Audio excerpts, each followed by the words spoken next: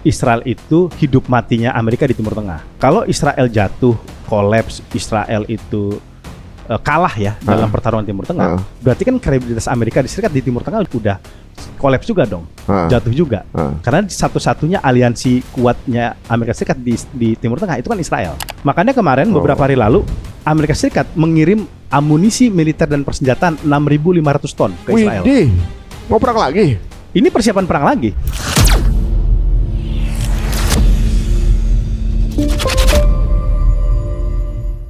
Memang Amerika terlihat cuma mau cari alasan bagaimana bisa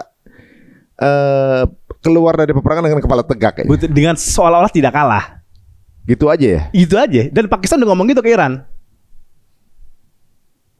Gitu. Amerika Serikat sebenarnya dia udah give up lah. Udah tidak mau lagi untuk melakukan serangan.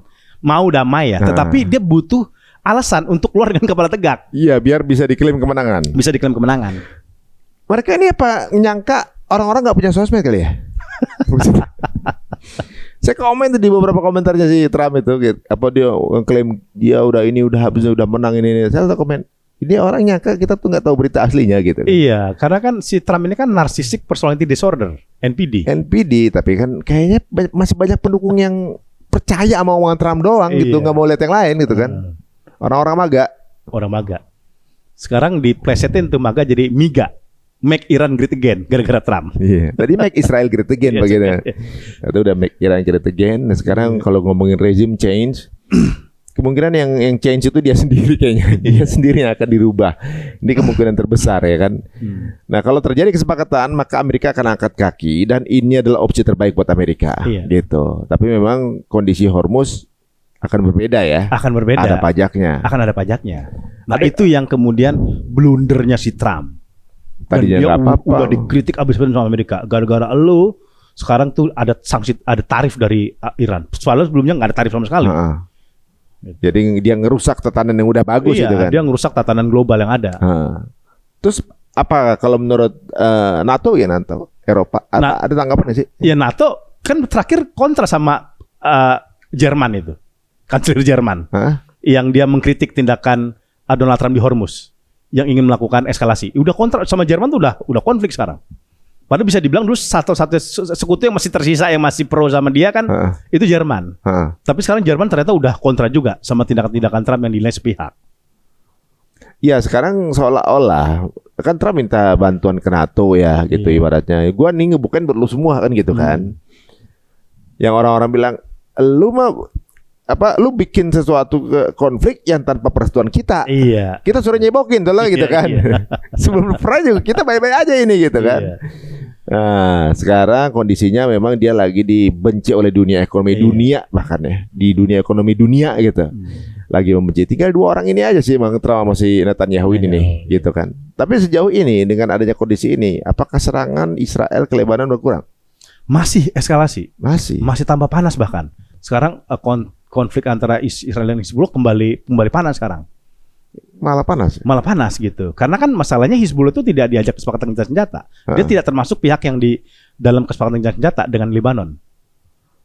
Dan pemerintah Lebanon pun juga kalau kita lihat setengah hati juga kesepakatan gencatan senjata dengan Israel. Kenapa? Karena Israel nggak mau mundur dari Lebanon. Kan gencatan senjata model apaan itu kayak gitu? Ada kesepakatan gencatan senjata berakhir perang, tapi Israel itu nggak mau mundur dari Lebanon. Kalau dilihat ya, maksudnya posisinya mereka tuh nggak dapat Iran, mau gantinya Lebanon kali ya. Iran nggak dapat lah jauh satu. Kalau dari struktur geografis itu jauh banget Iran kan, gitu. Dia harus ngelewatin Lebanon, ngelewatin Syria ya, baru ke Iran. Nah sekarang emang yang ini sih ini nih menjadi batu sandungan bagi Amerika kalau menurut saya sih. Perdamaian, negosiasi segala macam itu kayaknya kurang begitu tajam kalau Israel juga nggak berhenti. Iran pasti mikir proksinya harus selamat juga kan? Iya. Dan ternyata selain batu sandungan ya Israel penyakit buat Amerika sih. Udah pajak jadi kasih ke mereka. Sekarang kegagalan ini juga gara-gara dengerin dia. Waduh. Pengennya sih mereka putus hubungan itu kayaknya. Iya, cuman kayaknya berat karena Israel itu hidup matinya Amerika di Timur Tengah. Oh gitu. Iya, kalau Israel jatuh, kolaps, Israel itu kalah ya dalam pertarungan Timur Tengah, berarti kan kredibilitas Amerika Serikat di Timur Tengah juga udah kolaps juga dong, jatuh juga. Karena satu-satunya aliansi kuatnya Amerika Serikat di Timur Tengah itu kan Israel. Jadi dia kenapa Amerika Serikat masih memberikan bantuan kepada Israel? Karena bisa dibilang ini satelitnya Amerika Serikat di Timur Tengah. Proksinya dia. Makanya kemarin beberapa hari lalu Amerika Serikat mengirim amunisi militer dan persenjataan 6.500 ton ke Israel. Widih, mau perang lagi? Ini persiapan perang lagi. Dan Israel sudah mengatakan we are in preparing to resume Iran war. Kita dalam posisi siaga 1 untuk melanjutkan perang kembali dengan Iran. Ya coba aja itu, Amerika aja lewat, maksudnya. Gitu. Dia mau coba lagi. Bagus juga sih, berarti memang ya makin hancur aja itu Tel Aviv mudah-mudahan. Karena udah hampir 1 juta katanya nih yang check out dari Israel. Penduduk udah mulai berkurang, tapi ada berita-berita kan mereka masih meng-hijack rumah-rumah penduduk yang ada di tepi barat kan. Nah, mereka sendiri udah kehilangan banyak bisnis. 60.000 company yang ada di dalam Tel Aviv itu putus. Tutup. Gulung tikar. Nah, penduduk cabut. Sekarang lu pikir aja kalau menjadi pengusaha mau investasi di Tel Aviv, mikir. Ntar gue buka di bom gimana gitu kan. Mikir lah pasti. Berarti kondisinya sekarang kita tinggal nunggu hasil keputusan dari Pakistan ya. Iya, Amerika Serikat dan Iran. Ini sekarang lagi intens nih pertukaran poin-poin nih, kesepakatan di antara mereka gitu ya. Dan bukan tidak mungkin akan deadlock lagi. Karena waktu negosiasinya sebulan. Kalau deadlock apa yang terjadi? Perang lagi? Kemungkinan perang tapi terbatas gitu. Karena kan Amerika Serikat semakin berkejaran dengan waktu nih. Kalau Iran kan nggak terikat dengan waktu dia masalahnya.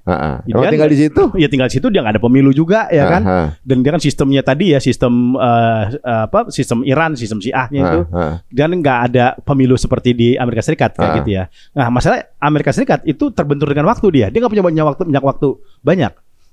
Kalaupun deadlock dia mau perang lagi, dampaknya popularitas Trump semakin lama semakin jatuh. Nggak punya banyak waktu karena apa? Kejar pemilu atau memang anggarannya habis? Karena karena ya itu juga anggaran habis juga menjadi satu hal tertentu gitu. Tapi itu tadi kan, ini semakin dekat dengan pemilu, hanya tinggal menghitung hari saja. Dan kalau kemudian perang itu berlanjut, bisa ada 2 kegagalan nih. Iran yang nggak dapat, posisi kekuasaan politik di Amerika juga nggak dapat. Ya berarti memang kalau dilihat sekarang kan nih, orang lihatnya kegagalan kan. Iya. Secara keadaan negaranya sekarang terpuruk, di mata dunia juga habis gitu kan. Jadi negara paling jahat di dunia gitu. Ekonominya juga terpuruk. Jadi semua keinginan dia untuk kemudian menguasai itu nggak dapat. Nah, ini sebenarnya awal-awal gerbang kekalahan. Dan dia beberapa kesempatan dia ngomong begini, kalau nggak salah ya, lagi dia di talk show. Di akhir kepemimpinan saya, gitu ngomongnya. Udah tahu kali mau kalah kali ya? Iya. Di akhir kepemimpinan dia kan ngomong gitu, di awal dia ngomong gitu. Ya mudah-mudahan aja terjadi guys. Tapi kemarin ada gambar kapal perang Amerika itu kayak kena rudal. Iya. Katanya kan dia ngakunya tabrakan, gitu. Tapi kena rudal bener. Ada 2 kapal destroyer Amerika Serikat yang mencoba masuk ke Iran dalam rangka mau menyelamatkan kapal-kapal yang ada di sana Hormuz gitu. Dan kemudian kan Iran udah mengatakan kalau ada kapal-kapal yang mencoba masuk secara paksa tanpa koordinasi dengan Iran dan disetujui oleh RGC, maka akan kami tembak. Dan itu dilakukan oleh Iran. 2 kapal destroyer Amerika Serikat ini mencoba masuk Selat Hormuz, kemudian ditembak sama Iran, dia putar balik. Putar balik dia. Ditembaknya tapi tembak peringatan. Ya tembakan peringatan itu kan bukan bermaksud menghancurkan, tetapi kan tetap melukai. Kayak gitu ya. Dan itu yang terkena kapal-kapal Amerika Serikat, akhirnya dia putar balik. Lagian juga aneh, Amerika Serikat itu katanya kan mau menyelamatkan kapal-kapal yang terdampar. Sedangkan kapal-kapalnya nggak ada yang mau. Nggak mau diselamatin. Karena apa? Resiko. Maksudnya? Ya gimana ceritanya kapal Amerika Serikat masuk ke Hormuz, diselamatkan, emang nggak ditembak sama Iran? Ya, coba bayangin. Kapal tanker itu kan gak kayak kapal speedboat. Dia tuh jalannya kayak kita naik sepeda kecepatannya. Iya, sasaran tembak banget ya. Sasaran tembak banget kan, pelan dia gitu kan. Oke lah, Amerika Serikat mengawal secara militer, tetapi jangan lupa itu kan di wilayahnya Iran. Kayaknya yang bertugas di situ juga mikir juga nih, kayaknya kita dijadiin empan nih kayaknya. Iya, itu tadi yang tadi saya bilang, bisa jadi ini pancingan dari Donald Trump. Makanya lucu Trump ngumumin gitu, nggak ada kapal yang mau diselamatin, nggak ada satupun. Kan dia ngumumin Senin berlaku, tapi nggak ada satupun kapal yang mau lewat. Nggak mau. asuransi juga nggak mau ngasih jaminan. Karena kalau ditembak kami nggak mau nanggung. Ya itu dia. Jadi memang ironis ya, seseorang atau sosok atau pihak yang merasa bisa menguasai dunia sekarang terdikte. Ya mereka ini kayak soalnya mereka butuh pencitraan, tapi bahannya nggak ada gitu kesannya. Tapi ya ini intermezzo aja. Kemarin ada satu konten yang mereveal bahwa ya di Indonesia kan ada kapal di situ duaan. Ternyata itu bukan orang Indonesia isinya. India. Jadi yang ada di kapal kita itu yang terjebak di sana isinya orang India full. Iya. Nah itu juga. Tapi itu belum keluar ya? Belum keluar ya? Sama sekali 20.000 pelaut belum keluar. Ini semua pasti mestinya yang diharapkan Iran mungkin negara yang ada kapal itunya di situ ikut menekan Amerika semuanya. Iya. Kalau semua menekan Amerika kan ini gara-gara lu semua nih. Iya. Gitu Iran kan. itu udah ngebuka Selat Hormuz kan sebelumnya. Cuman masalahnya ketika Iran udah ngebuka Selat Hormuz, Amerika masih ngeblokade. Nggak fair dong. Saya udah buka tapi Amerika tetap melakukan blokade. Itu kan seakan-akan Amerika menjadi pahlawannya nanti. Ya kan gitu. Makanya ditutup lagi sama Iran. Gitu. Jadi Iran tuh sebenarnya udah mau ngebuka gitu. Asal Amerika Serikat juga ngebuka. Karena takutnya nanti dibuka sama Iran, kapal-kapal nanti yang punya hubungan dengan Iran disatron sama Amerika, disuruh putar balik malah, atau kemudian dia dibajak kayak kemarin kapal Tosca-nya Iran, dibajak, dinekin, kemudian kru-kru kapal itu ditahan oleh Amerika Serikat. Sekarang masih nih? Sekarang katanya dibebaskan ke Pakistan. Tapi kita masih belum clear apakah itu semuanya, apa sebagian, ataukah memang itu sudah dilakukan. Kayaknya mereka ini lagi bingung. Ya, buat trade-nya apa nih? Ya kan buat jual belinya apa, pertukarannya apa, daya bargainingnya apa ya gitu ya. Sekelas Amerika yang seolah-olah punya semua aset untuk dijadikan bahan sandraan, sekarang lagi kebingungan sendiri. Jadi gimana Bang? Kesimpulannya sekarang kita masih menunggu ya selain itu ya. Iya. Kesimpulannya posisi dunia melihat bahwa Amerika kalah. Iya. Kesimpulannya Amerika sekarang udah nggak dianggap lagi superpower. Ya dong, dia kalah. Di Afgan udah kalah waktu sebelumnya. Sekarang di Iran, ya oke lah secara teknis militer mungkin itu teknis ya. Tetapi secara opini dia udah kalah. Tapi ya katanya dia Amerika mau ada pembicaraan dengan Cina.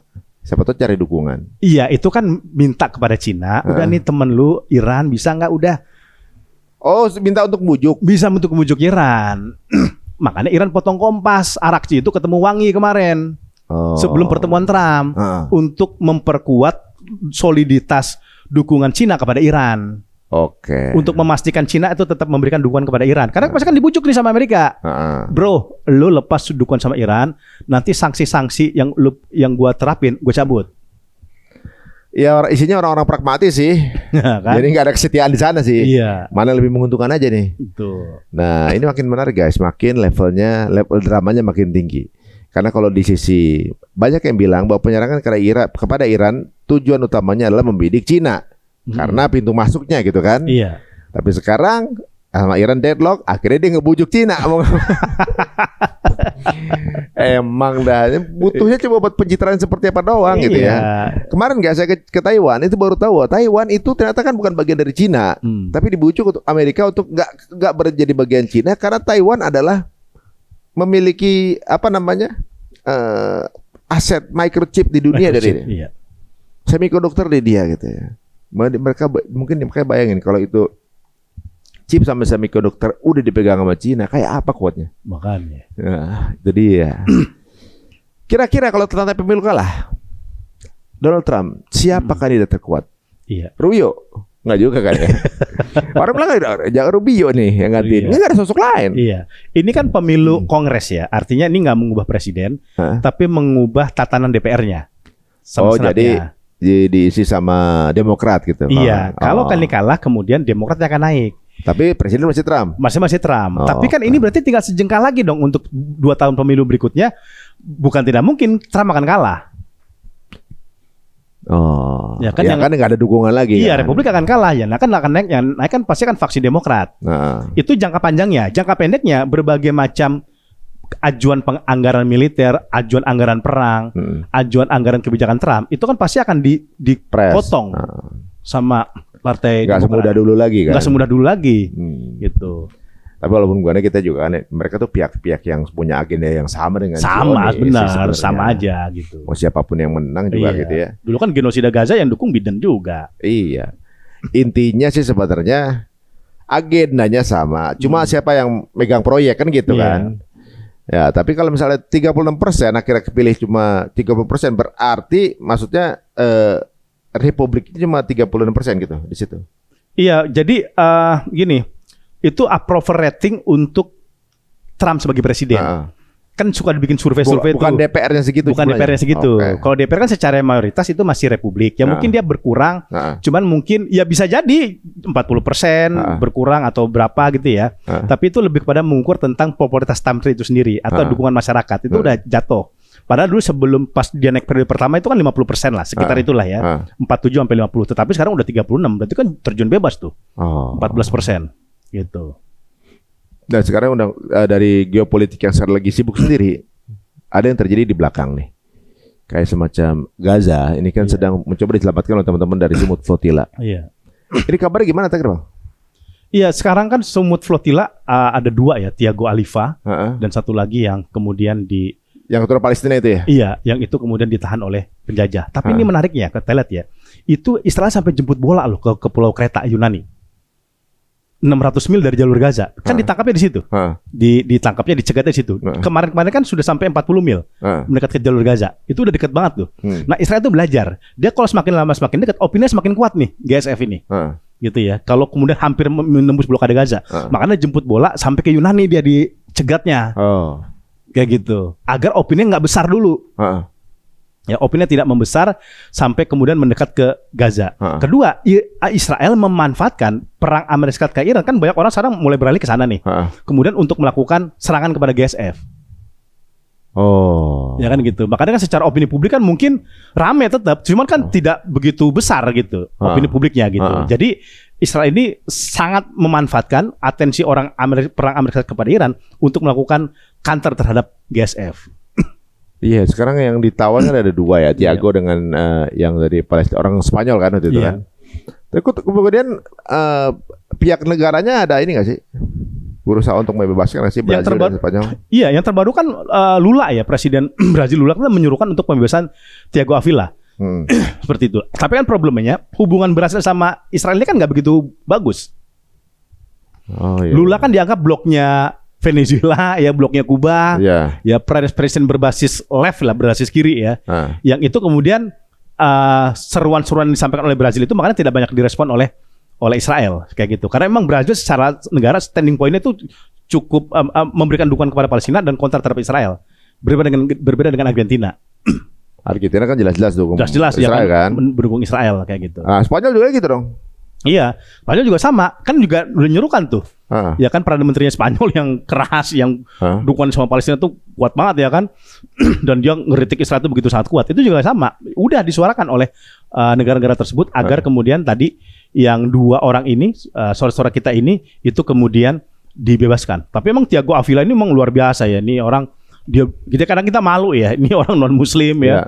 Sampai ditahan sekarang ya kan, mau ke pengadilan ya kan, dan mukanya juga dipukulin ya kayak dibonyok mukanya, dan ibunya meninggal. Ibunya meninggal lagi. Ibunya meninggal. Dan ini kedua kalinya.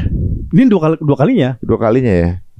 Ya kayak siapa yang kecil cewek tuh? Greta Thunberg. Itu nggak ikut kan? Nggak ikut yang sekarang.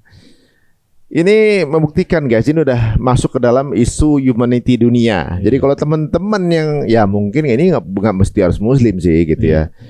Sampai saat ini masih memihak Israel sih. Aduh, kayaknya perlu diperiksa deh kewarasan dari teman-teman semua. Ini bukan non muslim banyak banget yang mungkin lebih banyak kali sekarang jumlahnya dibanding muslim sendiri. Nah, sekarang kita lihat ya beberapa hal yang terjadi di Sumut ini membuat ya gerakan kita yang mau dijalankan di Turki pun cancel juga, terpospon. Tapi qadarullah, mudah-mudahan ada hal yang lebih baik yang bisa terjadi. Wah, menarik nih Bang, update terakhir ya. Mudah-mudahan ini adalah awal kehancuran dari keduanya nih, mudah-mudahan ya. Udah kelihatan kok tanda-tanda hancur, iya. Satu persatu mulai kelihatan prosesnya. Ini tahu nggak yang terbaru, info terbaru? Apa? tentara Israel baru 4 bulan pertama ini yang udah unalive itu 10. 10-nya? Iya.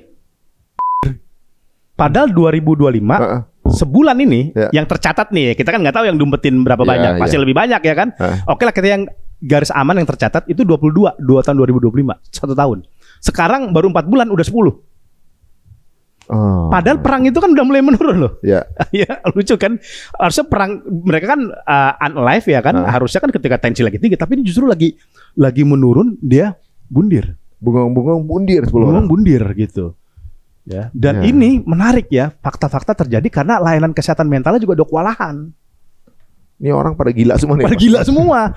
Bahkan yang lagi dirawat di rumah sakit jiwa dipaksa lu pakai baju senjata, lu ribut lagi apa perang lagi. Bahasa ini gue lagi stres, lagi gila, lu paksa perang, lu emang benar-benar pemimpin gila gitu. Iya, rumah sakit ini tentara pada gila semua, lu masih turun perang juga. Kita suruh kata orang gila tentara lagi. Aduh. Ini apa namanya kalau kita lihat emang mungkin mereka pada bingung kali ya, ini pemimpin maunya apa sih mereka ini kan? Ini maunya apa sih sebenarnya, ini orang-orang gila disuruh perang mulu, pengen perang mulu kayaknya gitu kan. Nah, ini sebagai penggambaran guys, ini mungkin sebuah proses di mana ada apa saya amasin dulu bilang kan, 2027 bisa jadi awal dari kehancuran. Ya, ini belum nyampe 2027 nih. Iya, udah mulai goyang, udah godek ya. Kalau terus ada rekrutmen, siapa tahu Israel tuh isinya jadi negara India. Iya. Oh, makanya sekarang dia udah mulai rekrut tentara, termasuk dari Indonesia kan informasinya kan? Oh iya ya. Iya. Tapi kan ada yang kakak adik tuh. Iya. Yang akhirnya orang Indonesia kakak adik jadi tentara IDF kan. Dua-duanya meninggal. Iya. Itulah orang Indonesia yang meninggal yang kita nggak berkabungin. Satu, dia nggak ada nasionalisme. Iya. Jadi tentara orang negara luar. Betul. 2, mendukung genocide. Nah, tapi pasukan Indonesia yang di apa namanya? Unifil. Itu meninggal 6 ya? Meninggal enggak 4 ya? Yang 1 kan kemarin itu kritis. Awalnya 2 kan? Awalnya kan 1, tambah lagi 2, kemudian tambah lagi nih 1 yang meninggal karena kritis. Gitu. Kita belum tahu update yang 2 lagi gimana, kan katanya terluka. Gitu. Kita belum tahu lagi update-nya kayak gimana. Gitu ya. Kita harapkan sih ya baik-baik aja, udah kembali sembuh gitu. Ya, ada 2 pihak ya. Tentara Indonesia ada yang jadi Unifil, masih orang Indonesia atas nama bangsa Indonesia sebagai penjaga perbatasan gitu, yang kemudian jadi syahid gitu ya. Ada lagi yang orang Indonesia kemudian jadi warga negara Israel dan jadi tentaranya Israel. Dua-duanya udah mokat. Gak bagus dibilang wafat, gak bagus itu. Aduh, makasih nih Bang. Ini update yang menggembirakan ya. Iya. Walaupun begitu, kita terus melihat bagaimana bulian dari masyarakat di sosial media mengenai statement-statement halu nih yang terjadi di Amerika. Dan sekarang buliannya bukan hanya dari orang luar, tapi dari warga sendiri udah ngebully. Iya, warga sendiri udah ngebully. Ini adalah momen paling memalukan di pemerintahan Amerika. Presiden yang paling blunder sepanjang sejarah Amerika. Benar. Dan ini posisi terdasar ya secara marwah untuk negara Amerika. Dari superpower jadi super taco. Jadi super negara. Jadi presiden itu memang jadi wajahnya negara ya. Iya. Ketika presidennya sehalu itu, setantrum itu, kayaknya warganya pada malu itu. Gitu kan. Warganya pada malu punya presiden kayak gitu, dan wajah representatif mereka sebagai pendukung genocide lagi. Inilah dia kenapa teman-teman di Amerika udah mulai nanyain, Ji bikin hijrah fest dong di Amerika gitu. Ngajakin meeting gitu kan. Ngajakin meeting gitu. Keren tuh ya. Ya beda waktu aja 12 jam. Kalau kita pagi dia malam, dia pagi, kita bingung ya waktunya kapan ketemunya gitu. Bukannya sana Islamofobia, di sini justru lagi kuat ya. Lagi naik-naiknya nih kepo sama Islam gitu kan. Wah, oke deh kalau gitu. Insya Allah mudah-mudahan bisa terjadi teman-teman semuanya. Amin. Ya. Terima kasih Bang untuk waktunya. Siap. Mudah-mudahan kita bisa ngobrol lagi dalam rangka merayakan kemenangan ya. Dan teman-teman semuanya, kekalahan Amerika adalah kemenangan untuk dunia sekarang ini. Sampai ketemu lagi. Jika ada yang menarik, monggo silahkan share tayangan ini ke circle teman-teman semuanya. Kita tunggu cerita untung. Assalamualaikum warahmatullahi wabarakatuh.